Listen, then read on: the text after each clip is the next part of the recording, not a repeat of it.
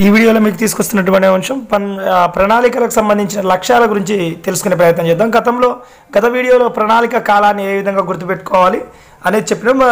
3 ప్రణాళికలు జరిగాయి. 3 ఏళ్ళు యుద్ధ కారణంగా మళ్ళీ 3 ఏళ్ళు ప్రణాళిక సెలవు ప్రకటించబడింది.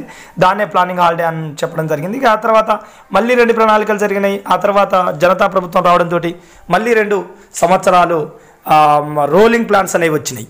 ఫస్ట్ ఏమో ప్లానింగ్ హాలిడే అన్నాం. 3 సంవత్సరాలు 3 ప్రణాళికలు జరిగిన తర్వాత 3 ఏళ్ళు సెలవు, అది ప్లానింగ్ హాలిడే. మళ్ళీ 2 ప్రణాళికలు జరిగినాయి. 2 ఏళ్ళు సెలవు, అది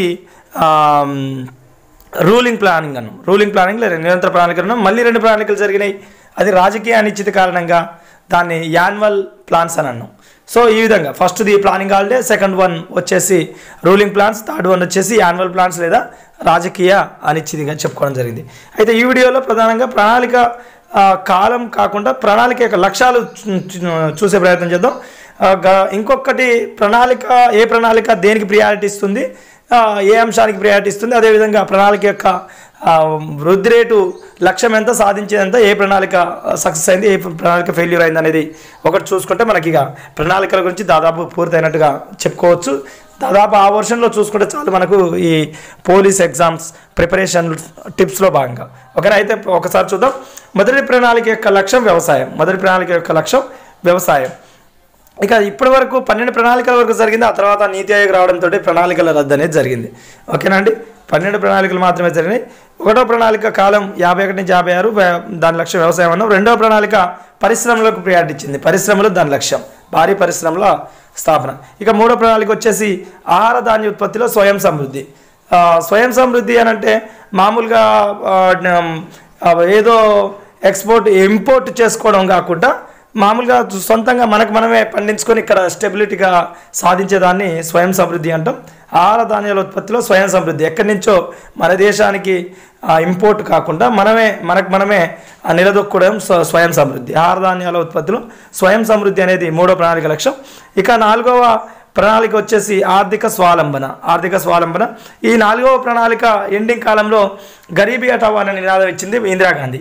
ఆ తర్వాత గరీబీ హఠావో అంటే పేదరిక నిర్మూలన కాబట్టి ఆ తర్వాత ప్రణాళిక కాలంలో పేదరిక నిర్మూలన భాగంగా 5వ ప్రణాళిక ప్రధానంగా పేదరిక నిర్మూలన లక్ష్యంగా తీసుకొని పేదరిక నిర్మూలన ఇంప్లిమెంట్ చేయడం జరిగింది. ఇక 6వ ప్రణాళిక వచ్చేసి ఇందిరాగాంధీ వాళ్ళ కొడుకు సంబంధించి మా గౌరవనీయులు మాజీ ప్రధానమంత్రి, ఆయన దివంగత ప్రధానమంత్రి రాజీవ్ గాంధీ, ఈయన బికారీ హఠావో అన్నాడు కాబట్టి బికారీ హఠావో అంటే నిరుద్యోగ నిర్మూలన. దాంట్లో భాగంగా 6వ ప్రణాళికని ఉపాధి విస్తరణ లేదా నిరుద్యోగ నిర్మూలన 6వ ప్రణాళిక లక్ష్యంగా చెప్పుకోవచ్చు. ఇక 7వ ప్రణాళిక ఆహారం ఉత్పాదక సామర్థ్యం పెంచడం. ఆహారం ఉత్పత్తి ఉత్పాదక సామర్థ్యం పెంచడం 7వ ప్రణాళిక. ఇక 8వ ప్రణాళిక మానవ వనరుల అభివృద్ధి. 9వ ప్రణాళిక సమానత్వం సాంఘిక న్యాయంతో కూడిన ఆర్థిక వృద్ధి. ఇక దాదాపుగా 10వ ప్రణాళిక కూడా ఇదే ఉంటుంది.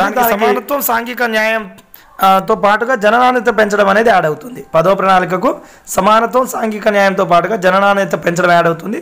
అదే 9వ ప్రణాళిక అయితే మాత్రం సమానత్వం సాంఘిక న్యాయంతో కూడిన ఆర్థిక వృద్ధి.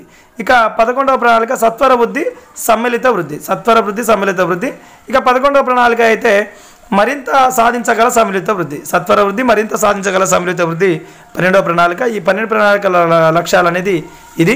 ఇంకా నెక్స్ట్ వీడియోలో మీకు ఏ ప్రణాళిక వృద్ధి రేట్ ఎంత, సాధించింది ఎంత ఒక కోడ్ రూపంలో షార్ట్గా మీ మెదడులో చొప్పించడానికి ఆ వీడియోని తీసుకొస్తే ఖచ్చితంగా ఆ వీడియోని వాచ్ చేసే ప్రయత్నం చేయండి.